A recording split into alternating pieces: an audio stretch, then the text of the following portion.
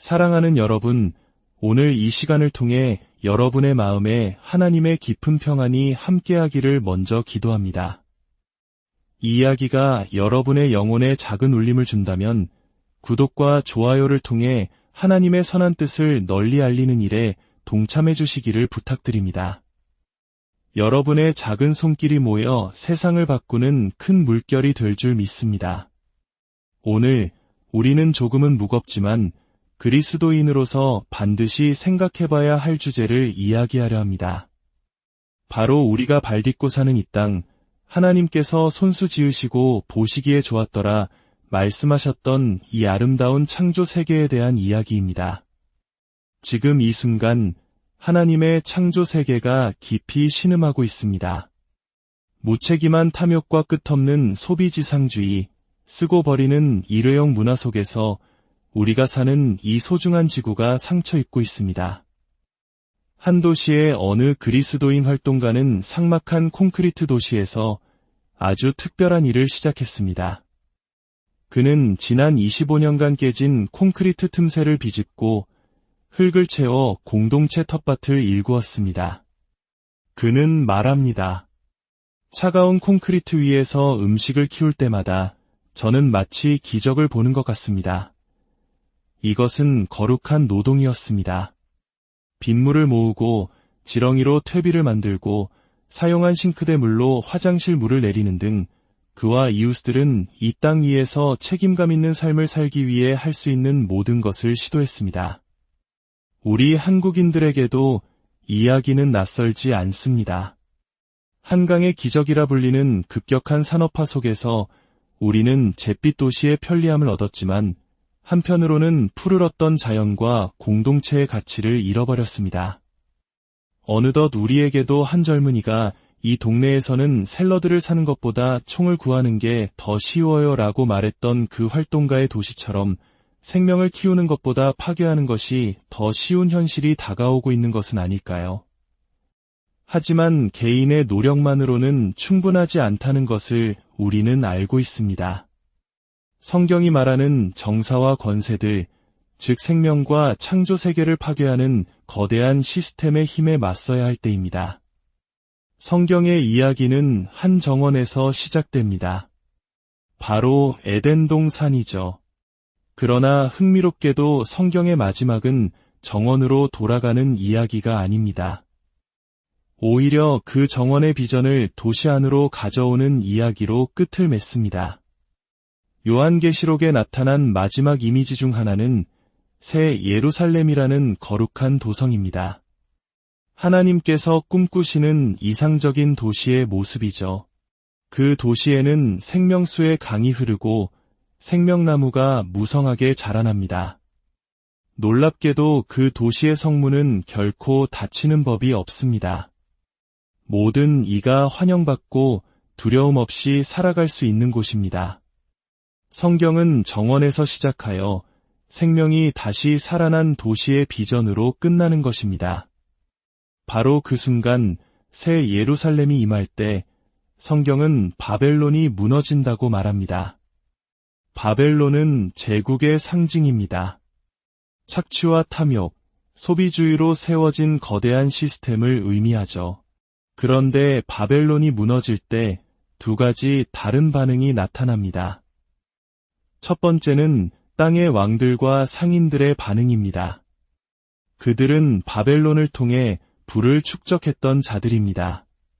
그들은 바벨론의 멸망을 보며 가슴을 치고 통곡합니다. 어찌하여 바벨론이 무너졌는가?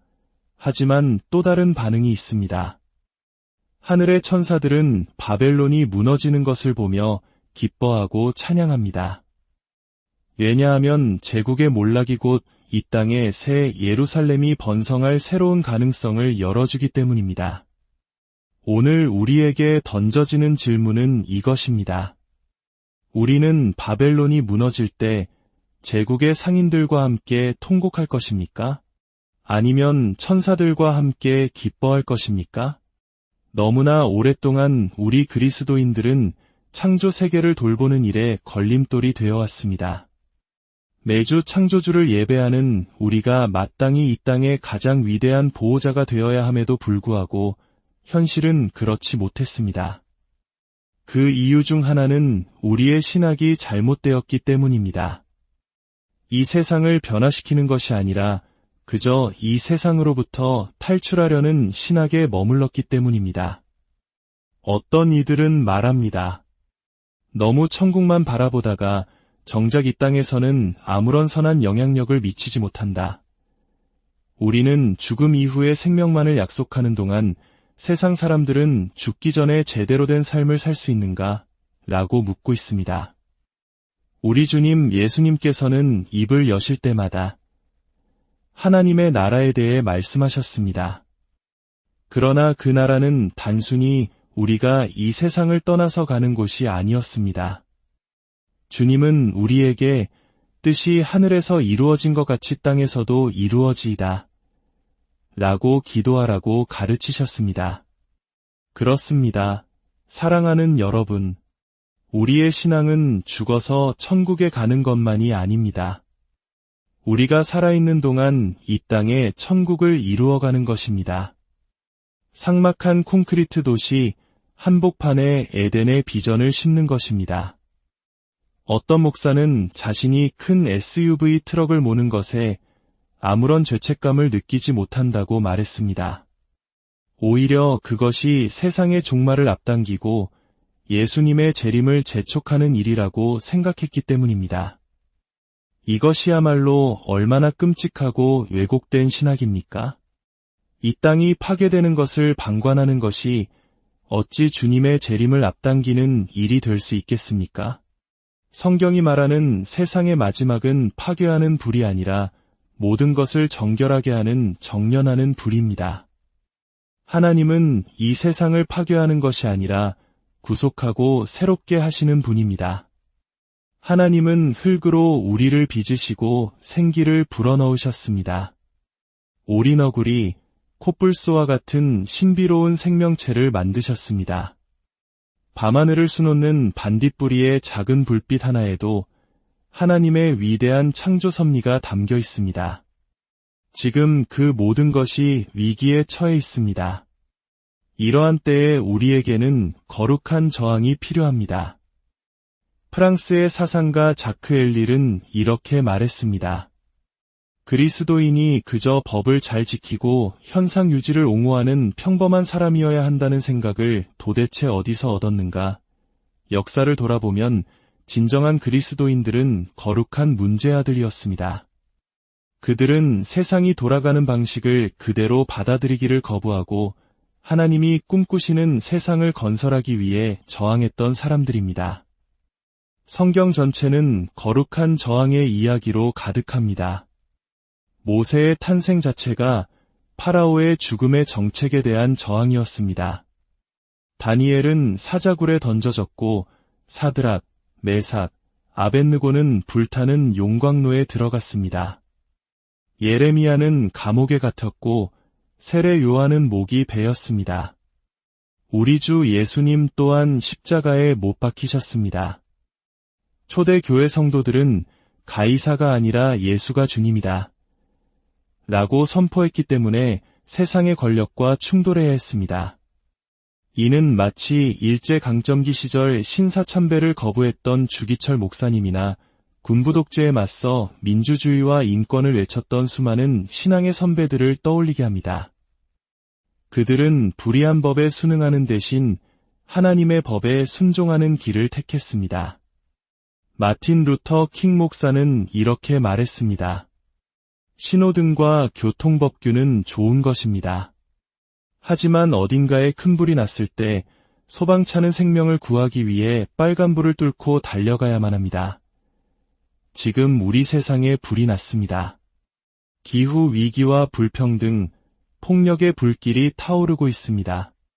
이제는 우리 그리스도인들이 비상벨을 울리며 때로는 빨간불을 지나쳐야 할 때입니다. 세상은 우리를 향해 현실에 부적응한 사람이라고 비난할지 모릅니다. 그러나 킹 목사는 그 비난을 오히려 자랑스럽게 받아들였습니다.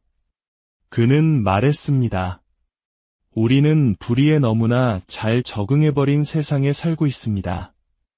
인종차별에, 가난에, 그리고 지구 파괴에 너무나 잘 적응해버렸습니다. 지금 우리에게 필요한 것은 세상에 제대로 부적응하는 거룩한 사람들입니다. 성경의 예언자들은 미래를 맞추는 점쟁이가 아니었습니다. 그들은 진실을 말하는 사람이었습니다. 그들은 미래를 예측하려 한 것이 아니라 현재를 살아가는 우리를 깨워 미래를 바꾸려 했습니다. 우리가 이대로 가면 파멸로 향할 것입니다. 하지만 아직 늦지 않았습니다. 우리는 다른 미래를 선택할 수 있습니다.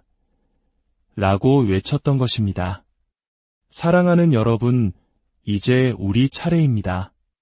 우리는 그저 항해하는 것을 넘어 새로운 가능성을 증언해야 합니다. 무엇이 잘못되었는지 용감하게 지적하고 동시에 어떻게 이 세상이 치유될 수 있는지 하나님의 비전을 선포해야 합니다. 한 공동체에서는 폭력의 상징인 총을 녹여 텃밭을 가꾸는 삽과 괭이를 만들고 있습니다. 이것은 이사야서의 예언처럼 칼을 쳐서 보습을 만들고 창을 쳐서 낫을 만드는 거룩한 상상력의 실천입니다. 모든 것이 새롭게 될 수 있다는 믿음의 선포입니다. 이제 곧 바벨론이 무너질 때 우리는 상인들과 함께 울지 않고 천사들과 함께 기뻐하며 새 예루살렘이 이 땅에 임하는 것을 보게 되기를 소망합니다. 하나님의 꿈이 바로 우리의 거리와 골목에서 우리가 사랑하는 이 땅 대한민국에서 아름답게 이루어지기를 간절히 소망합니다. 사랑하는 여러분, 주님의 이름으로 축복합니다. 여러분의 삶에 그리고 우리가 함께 가꾸어갈 이 땅 위에 하나님의 은혜와 평강이 늘 함께하기